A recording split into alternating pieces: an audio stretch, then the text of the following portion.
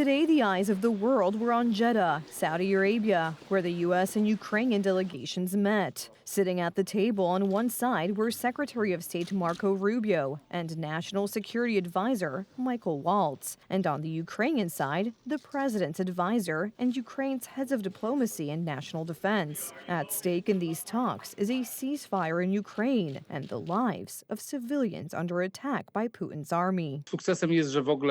It is a success that both sides, the American side and the Ukrainian side, sat down for any kind of talks after such a short period of time. I think the next stage will be when Russia and Ukraine sit down at the same table.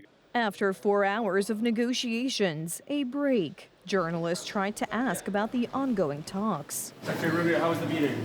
Sir, how was the meeting? Did it go well? Mr. Waltz?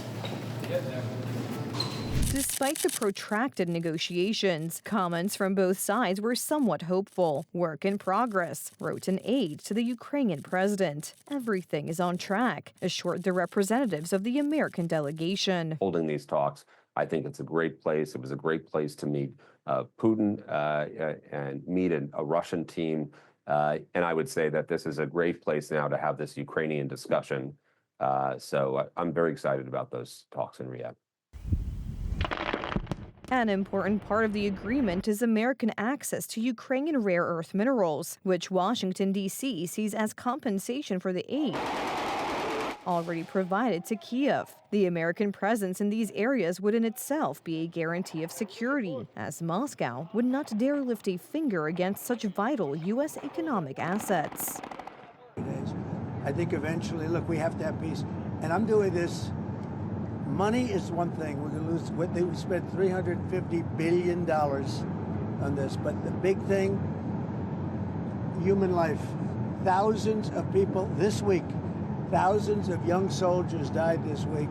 All this is after the fiasco in the Oval Office, when Volodymyr Zelensky took an aggressive tone and squandered that opportunity for peace. You're not winning this.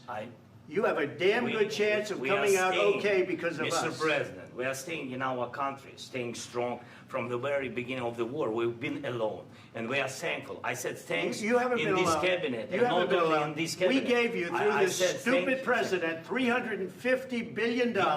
We gave you military equipment, and you men are brave, but they had to use our military. What about if you didn't have our military equipment, this war would have been over in 2 weeks. In 3 days, I heard it from Putin. In 3 days. This is something maybe new. Less. The Ukrainians came to the talks in Jeddah, knowing full well that only Donald Trump can stop the criminal Russian regime.